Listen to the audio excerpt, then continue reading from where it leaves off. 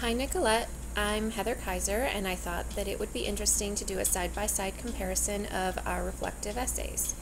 At the beginning of our essays, I noticed we both noted the tendency of gifted students to be hypercritical and question authority. I highlighted the areas where we had that in common.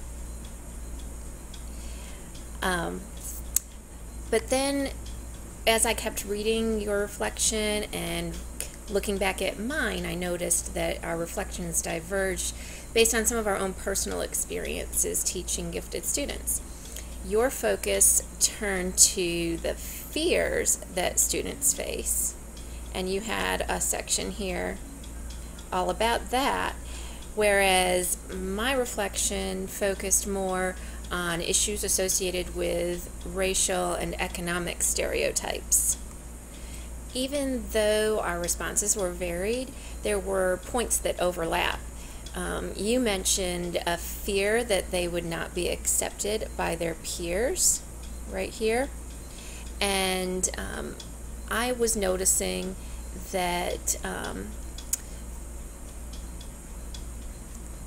this correlates to my statement about the pressures of conformity that discourages students from standing out as academically gifted. I continued reading and enjoyed the information you shared about specific students. My response was more general in nature, looking at a whole school perspective most of the time, but you did make me think critically about the students that you were describing, and I have some thoughts that I hope might be useful to you. First, let me say that I'm sure you have a more detailed understanding of the fantasy world that you mentioned this student living in. But it left me wondering if that world has anything to do with gaming interests or just some really intense interest in a specific topic or area. And if that's the case, maybe you can tap into that in order to encourage him to complete his work. Maybe some of the work can be specifically designed to integrate that world of his into it. I also wondered if maybe keeping a log when he has these breakdowns that you mentioned. I wondered if keeping a log might help to see some triggers of what it is that actually happens to cause these breakdowns to happen. I get that it is in struggling with his peers, but does it happen on the playground? Is it during group work? What is the actual trigger? And then once you can identify the trigger, then maybe you can start altering the situation to reduce the frequency of those breakdowns. Just having that awareness for himself that those are the situations that cause him difficulty could help him to avoid those situations. And avoidance isn't always the answer, but sometimes it makes for a good starting point. And then maybe he can work into being able to engage in those activities without having a breakdown. So I don't know, maybe that'll help, because you said you weren't sure what strategies, and so I'm hoping that those are some things that might give you some ideas for strategies. I also thought that maybe there would be an outside group that shares some of his interests, and he could join that. So maybe look around and talk to people about some groups that he could join that might help him to build friendships that way. And once he's able to work with other people in those groups, some of that might carry over into his classroom and school atmosphere situations. So good luck with that. There are probably things that you already thought of. It's hard to get to make suggestions when you don't really know details about a person. but maybe there's also a staff member that he actually does make a good connection with, and if that's the case, maybe you can figure out why he connects well with them, and maybe you can use that to also help him improve relationships with other people in the school as well. Another thing I thought of is that maybe the work that he's being asked to do, you were mentioning that he rarely creates any substantive work, and I wondered if that's because the work he's being asked to do isn't challenging enough, or maybe it's not differentiated appropriately to his needs. And if that's the case, then it seems like in this coming school year, you're probably going to need to work closely with his classroom teacher to ensure that the work he's asked to do isn't just more work and isn't the typical average work level of any student in that grade, but that he's actually given an opportunity to really dig deeper and maybe even make connections to his own interests, or again, that fantasy world. Not, again, knowing what exactly you mean by that, but maybe there's a connection there that can be made to improve the amount of work that you're getting from him. So again, I would just say good luck with that situation. It sounds like a really tough one. Okay, now let me move on to that next student you mentioned. And first I'm going to get on my soapbox a little bit here, because you talk about some of the struggles that she's facing that are actually academic struggles. And it really irritates me that our gifted students are overlooked in terms of academic needs just because they excel in one area. Does not mean that they don't have needs in others. And we have so many students who are twice exceptional. So it really aggravates me that we overlook these students and we don't afford them the accommodations that we afford students who just struggle in general academically. So just because they have intelligence and academic ability, it just doesn't mean that they should be able to overcome their weaknesses on their own. That said, though, for this student, I think there's an easy fix without really trying to fight that battle. Technology can compensate for illegible handwriting very easily, and allowing this student to generate her work using a computer doesn't even seem like a concession or an accommodation in the 21st century, where we have technology standards and mobile learning is just becoming ubiquitous. So as for being disorganized, I'm just left wondering that maybe she's a twice exceptional student in terms of having attention deficit disorder. I had several gifted students last year who were diagnosed with attention deficit disorder, and it seems like it's actually quite prevalent among gifted students.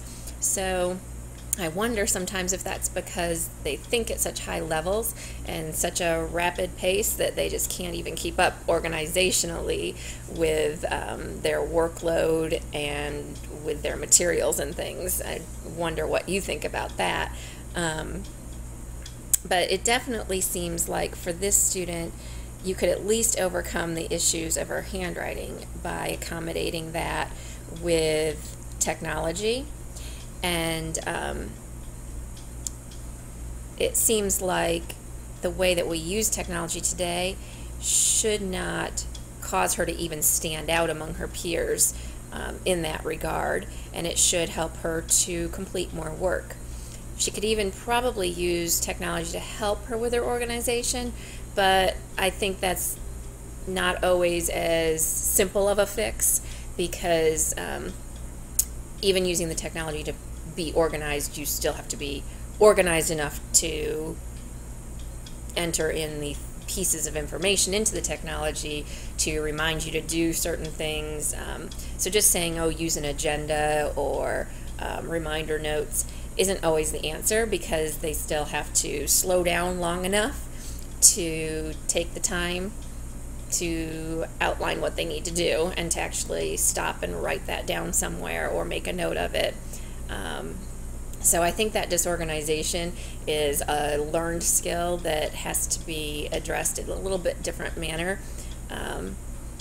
For the one student who struggled the most in my classes, we just had to touch base more frequently at first until she started being able to organize herself on her own a little bit better.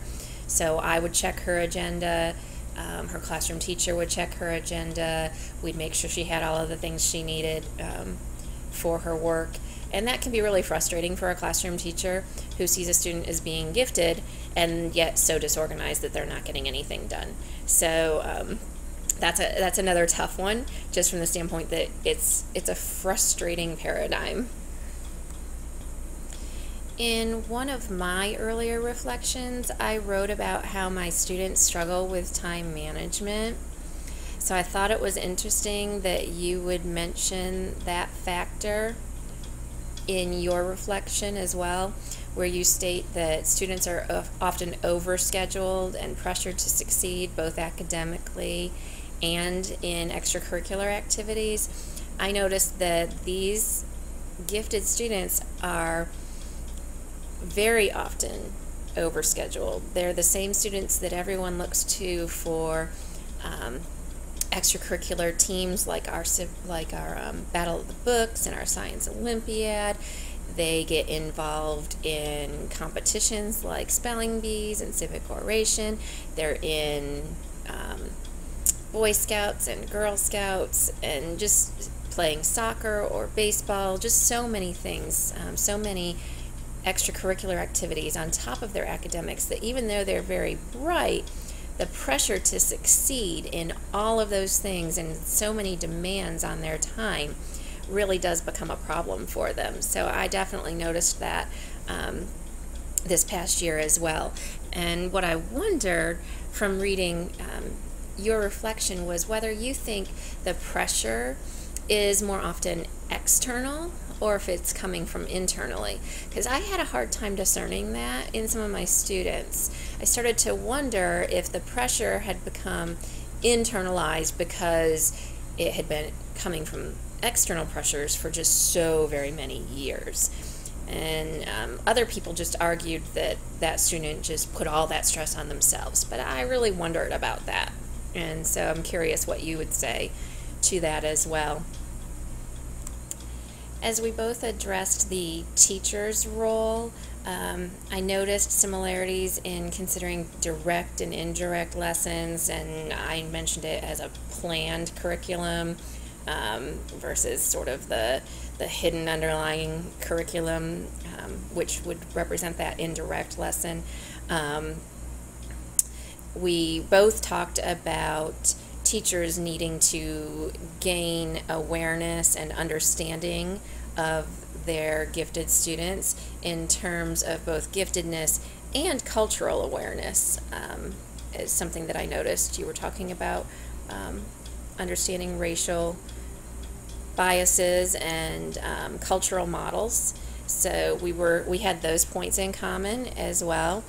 And we both saw it as our responsibility to help involve parents and guidance counselors, as well as outside mentors and advocates for our students. I don't know if you're familiar with the group 100 Black Men, but since the black male is one of the most marginalized in the gifted program, I thought that it might be worth mentioning. The school I had worked at in the past had a really great relationship with that group of men, and it was wonderful for our students to have those black role models who had been successful, who had graduated and gone on to have successful careers and be community members who have a positive impact in the community. So you might want to check out that group and see if there's a way to kind of align with a group that's similar to that to provide some role models for your students as well. I enjoyed reading your reflection. I thought it was interesting to see the things that we had in common and the points that we both chose to emphasize and how they were a little different. And I hope you will have a lot of success with your students in the coming year. Talk to you soon.